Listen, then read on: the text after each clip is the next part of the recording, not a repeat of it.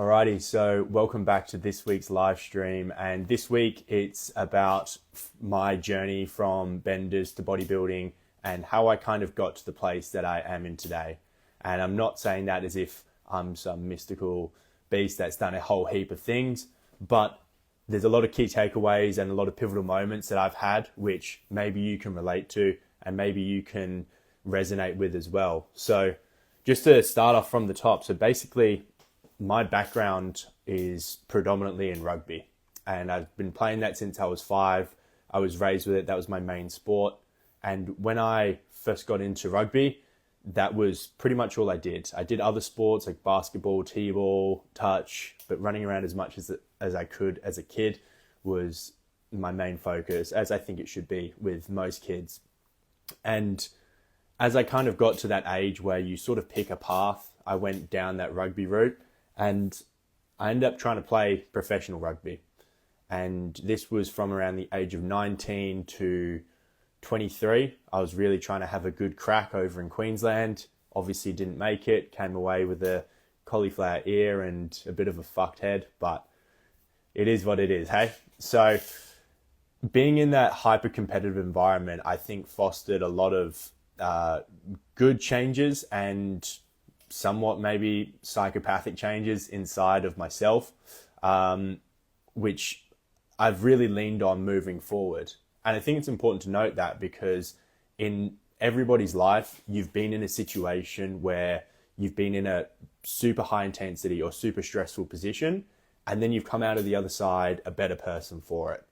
And I think as soon as we start to become adults, what I've started to notice is that because you have all of this autonomy with your life and what you can do, what you like, what you don't like, you intentionally don't put yourselves in those positions anymore because they're uncomfortable, because they suck. And I think that's where a lot of us fall short. So basically during this sort of hyper-competitive rugby pursuit of professional rugby, there would be a sort of vice that I had all the time. And that was part of my upbringing coming through university, uni games, all of that good stuff, where every weekend the culture is completely send it. And don't get me wrong, that's super fun for a short period of time. But the reality is that I'm now 26 and until I did my bodybuilding show, I would have been on the piss pretty much every weekend for about 5 years straight. So you put that in perspective, something that we all inherently know isn't good for us, and yet we can't stay away from it for more than 1 or 2 weeks. And being able to get control over that aspect of my life was super important, because I didn't realize at the time that me going out and drinking was a way of me avoiding what I actually wanted to do. So going on all these boys trips each weekend, on holidays, all of that, it was fantastic. And I kind of had this pivotal moment, and I remember it quite distinctly because I had a girlfriend at the time and we're going well, but we're sort of in this like, fuck, what are we going to do? Are we going to keep going? Are we not going to keep going? And I had this one night out where I just completely freaked out on the piss. It was my birthday. We're in Rottnest. It is what it is. And it was one of those sort of epiphanies that you get where you go, okay, this is seriously a bit of a problem now, where you can have somebody that you truly love and then just sort of freak out on them. Not anything crazy, but just, we almost broke up because just sending it too much, basically. And it was at that point that I realized, okay, I've kind of got to get a grip on this because it's getting out of control. And it's not as if it's just a phase. It does become an addiction. And I think the idea of this addiction where, you see a crackhead on the street and you're like, they're fucked.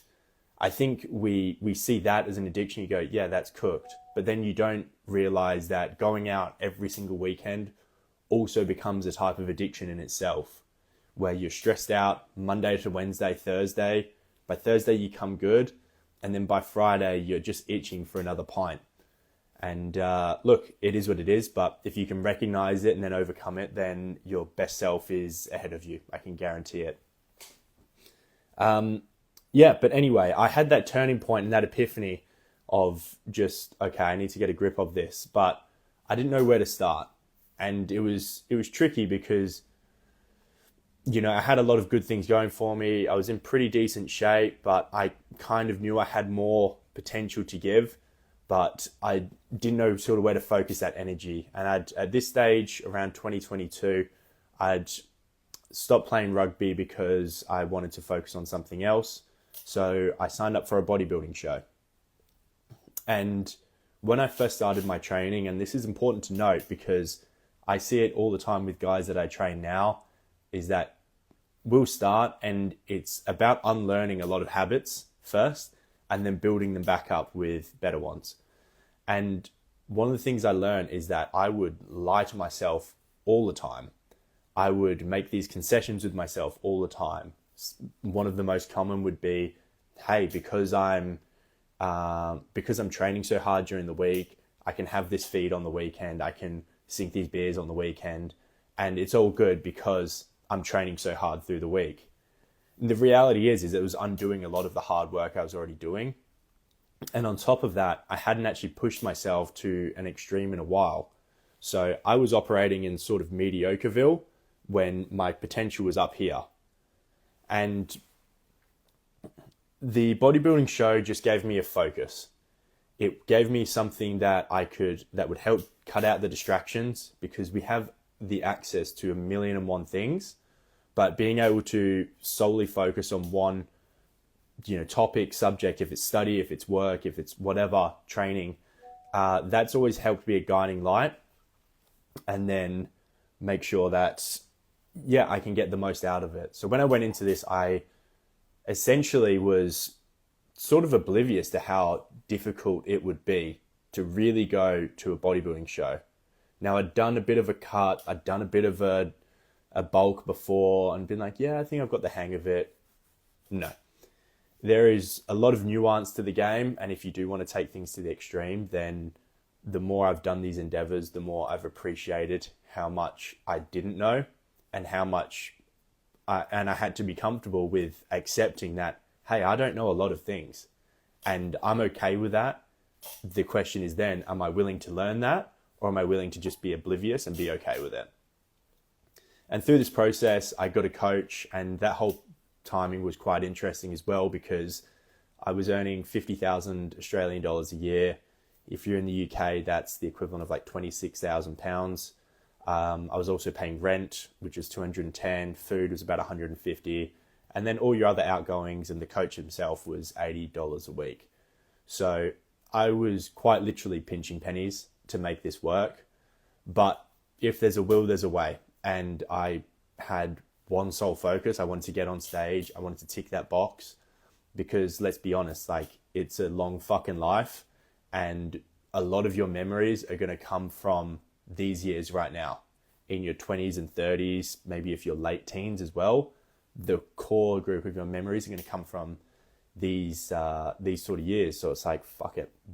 Why wouldn't I? Why wouldn't you? Push yourself, see what you can do. And as I went sort of through this process, you learn a lot about yourself. You learn a lot about what you're capable of.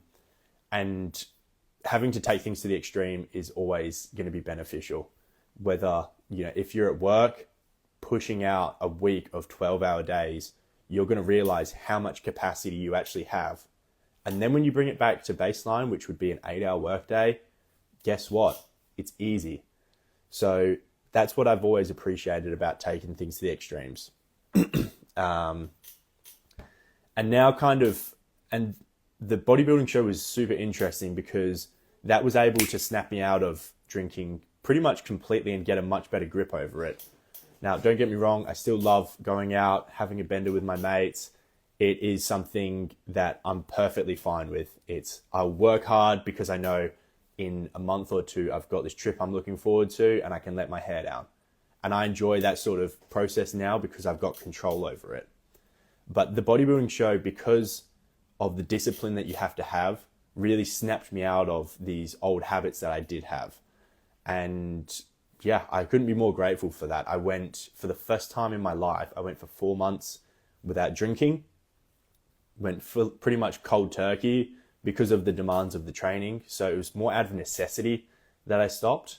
I still would hang out with my mates and they would have pints and watch the footy and whatnot, and I would just have a Coke Zero. And then when I came out of it, it was like, cool, now I've already become somebody that doesn't drink. So now it's not as if it's got control over me. I've got sort of control over it. And if you saw the post that I put on my story, that was from me in Thailand, where I'd passed out after full moon party. So that was a super fun time as well. But yeah, I suppose the sort of takeaway there is like, life is meant to be a roller coaster, an amusement park.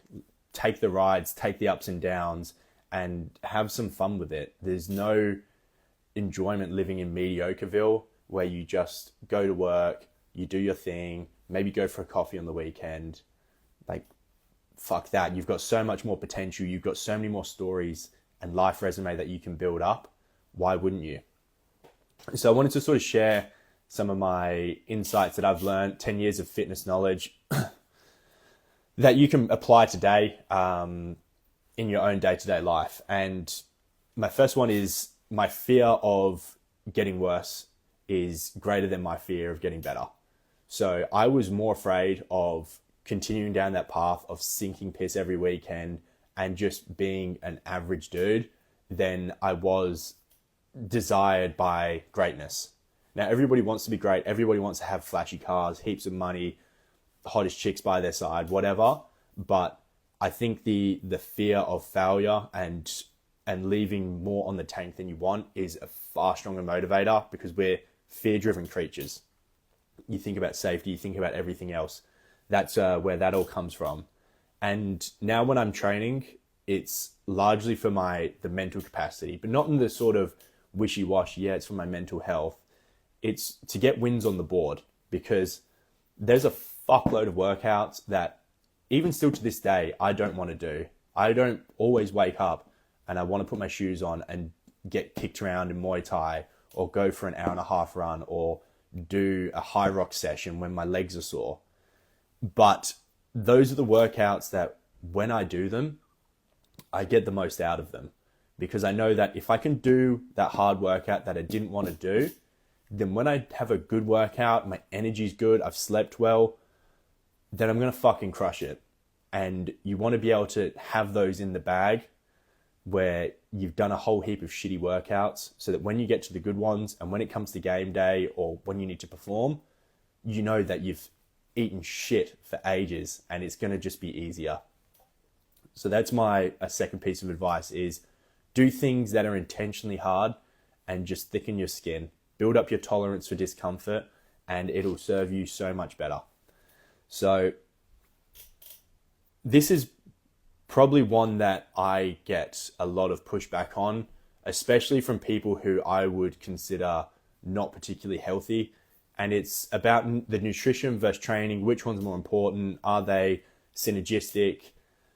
Which one would you go for first? And yeah, nutrition, even having gone through a bodybuilding show and I coach nutrition, and I think it is incredibly important, training for me is still the number one domino.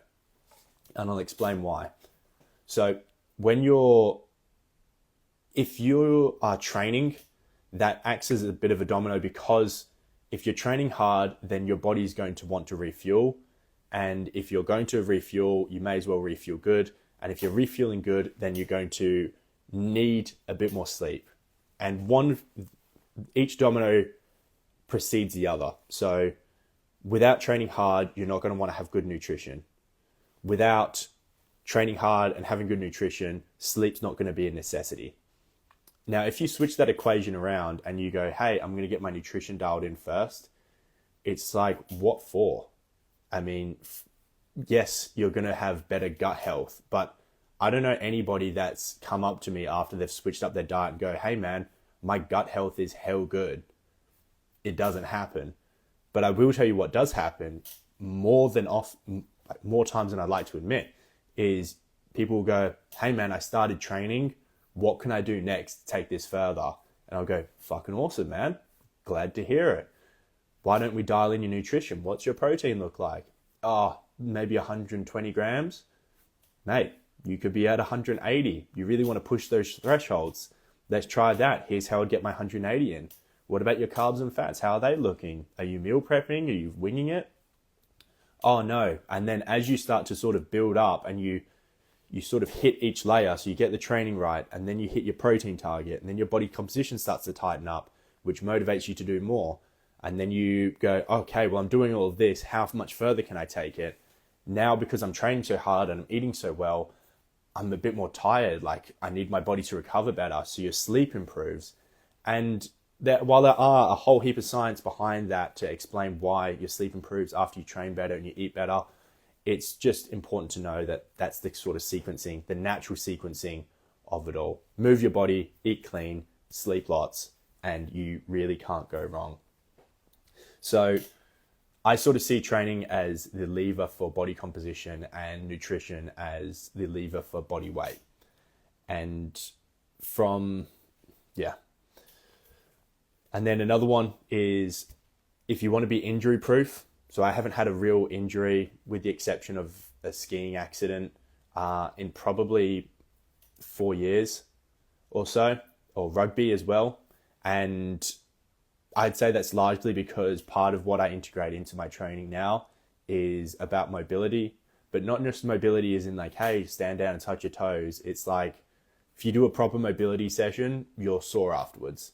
You're sweating during it, and it requires 100% attention, not, hey, I'm going to put on a podcast and fuck around. So that would be my newest found love, is mobility training for injury prevention and being strong throughout the full movement. And you'll notice this also translates to lower back pain, lower discomfort when you're on your day-to-day living. If you're chilling out with the missus, she's going to appreciate some looser hips for obvious reasons. So all of that sort of ties into it as well. And then lastly, sort of nutritional intake. It's nutritional intake. I think the methodology that a lot of people think of is what's the minimal effective dose, or the MED. And you'll see all this shit about 1.6 grams of protein, for example, to stimulate muscle protein synthesis, which is building muscle. And it's like, yeah, I get it. But would you really want to fall short? Would you really want to aim low and then fall below where you need to get to? Or aim at the top, and then when you fall short, you're still a fuckload further than you would have been previously?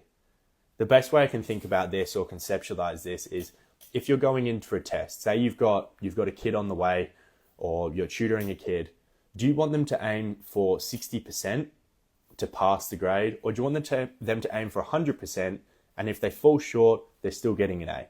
Whereas opposed to if they aim for 60%, they fall short, they might fail. There's a very different sort of mentality in how you can approach it.